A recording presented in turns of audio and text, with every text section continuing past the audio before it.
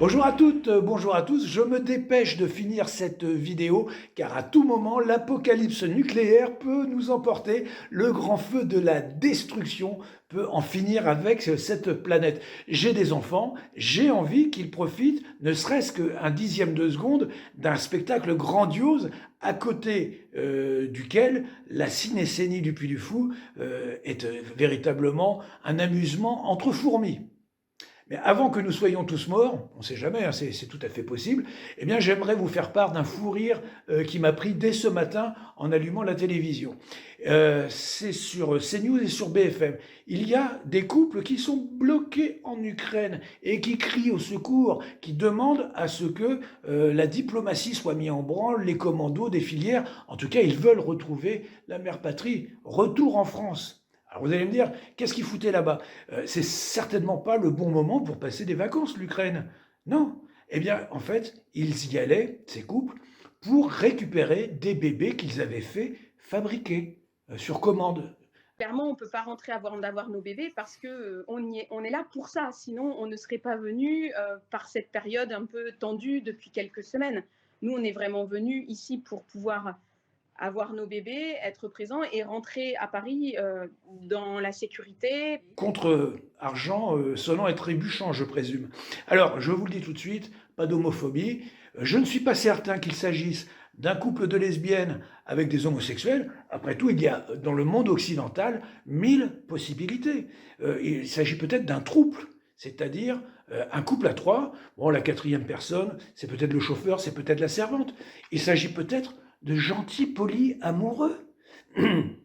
Si vous êtes auditeur de France Culture ou de France Inter ou de n'importe quel autre organe du service public, eh bien vous savez ce qu'est le polyamour. Ce sont des adultes consentants qui inventent de nouvelles relations bénéfiques à l'humanité qui est en grande partie constituée par des méchants intolérants.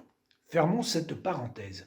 Donc nos amis sont là-bas avec l'incertitude du retour. Donc ils crient au secours. Alors, ils découvrent qu'ils ont un pays. Parce qu'en fait, quand ils sont en France, les lois du pays ne leur conviennent pas. Ah non, on n'a pas le droit de faire de la gestation pour autrui. Comment? Il n'y a pas de loi ou pour l'instant, c'est pas encore possible. Le président Macron n'a pas encore ouvert cette possibilité-là. Alors donc, bah, qu'est-ce qu'ils font? Avec leur pognon, avec leurs idées tellement élevées, ils décident qu'ils vont contourner la loi et ils vont aller s'acheter un bébé. Alors évidemment, il y a la mère porteuse dans tout ça, vous me direz. Pas de problème. S'il n'y avait pas en ce moment Poutine et ce conflit qui approche peut-être de son terme de façon assez grandiose, s'il n'y avait pas cet événement, bah, peut-être que les mêmes chaînes de télévision, que ce soit BFM ou CNews d'ailleurs, auraient fait des reportages à la gloire de la mère porteuse, en disant quel merveilleux don il a été fait, le don de la vie pour des êtres qui ne peuvent pas procréer. C'est normal, les amis, c'est normal. Alors vous allez me dire, ah bah c'est news, peut-être quand même, non, c'est quand même une télévision droitarde, c'est quand même le patriotisme, il y a des émissions religieuses. Bon, en temps de guerre, vous le voyez en ce moment, là, il n'y a plus du tout de scénario, il n'y a plus du tout d'apparence. On revient aux choses sérieuses. Il y a derrière ça des groupes, il y a de l'État profond, il y a une immense industrie de l'armement, et donc en ce moment, on voit très bien que tout le monde serre la vis, il y a un ennemi, il est en face, et puis il n'y a pas de solution de repli. Revenons à notre couple. Eh bien, ils l'ont confirmé dans leurs propos. En tout cas, une des femmes disait bah, en journée, on ne peut strictement rien faire, puisque donc on est calfeutré. On ne peut que prendre des nouvelles de notre porteuse. Là, je ne parle pas de la vache qui est dans le pré à côté ou de la brebis qui est dans celui-ci. Non, je parle d'un être humain. Et puis j'ai une pensée aussi pour tous ces petits naissants. Oui, petits et naissants, bon, je sais, là, il y a quelque chose qui cloche. En tout cas, je pense à eux, qui sont donc fabriqués sur commande, sur catalogue, et qui sont achetés puis qui passent à l'Ouest. L'Ukraine de l'Ouest, c'est également ça depuis plus de 10 ans. C'est non-stop. Développer ce que nous connaissons également depuis trop longtemps, c'est-à-dire une société sans frein, sans limite, une société du désir personnel qui doit tout dominer. Il ne faut pas s'étonner à un moment donné qu'il y ait ce gouffre qui s'approche. Il ne s'agit pas seulement de ce conflit territorial, il s'agit aussi d'un conflit de valeurs et de civilisation. Donc, on parlait du choix civilisationnel pro-occidental, mais il ne s'agissait pas de créer de meilleures conditions pour le peuple ukrainien. Il s'agissait de garder pour soi-même des milliards de dollars pour les oligarques et les garder sur des comptes à l'étranger.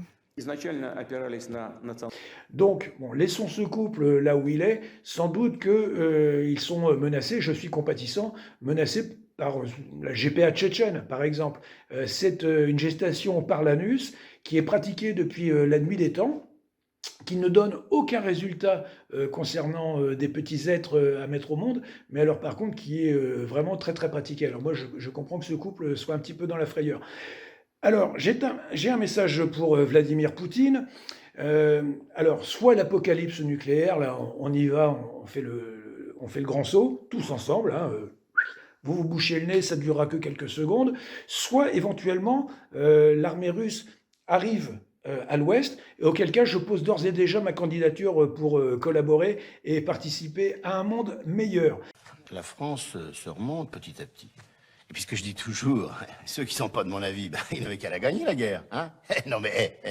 Et puis sinon, si cette première solution et cette deuxième ne sont pas réalisables, j'ai un dernier souhait. J'aimerais bien, là il faut vraiment m'entendre, j'aimerais bien que l'on nous remette un peu de Covid à la télévision, car il n'y en a plus du tout. Comment se fait-il que pendant 2 ans, nous ayons développé un vivre ensemble covidique, avec des masques, avec des distances, avec des spécialistes matin, midi et soir, non-stop, toujours le Covid. Moi, je veux revoir dans le monde des complotistes ces petits films où le téléphone s'aimante par lui-même à l'endroit où on a fait son vaccin. Je veux revoir ces grands spécialistes qui débattent. Je veux réentendre parler du pangolin. Qu'est-ce qu'il est devenu, le pangolin? Et aussi, pourquoi ne pas imaginer que le virus a été propagé volontairement ou accidentellement? Enfin bref, matin, midi, soir, moi j'avais mon héroïne d'information, cocaïne, c'était super. Et puis là, du jour au lendemain, depuis 2-3 jours, plus rien. Et je commence franchement à être sur les nerfs. Voilà. Bon, je termine en vous présentant... alors, attends, c'est marrant ça avec le doigt. Ah oui, il faut viser quand même. Je termine en vous présentant ce monsieur. Ce monsieur est mort en soignant des paysans en Touraine. Il est mort en attrapant le Krups, qui lui ne suscitait aucune théorie douteuse, officielle ou complotiste, comme on dit.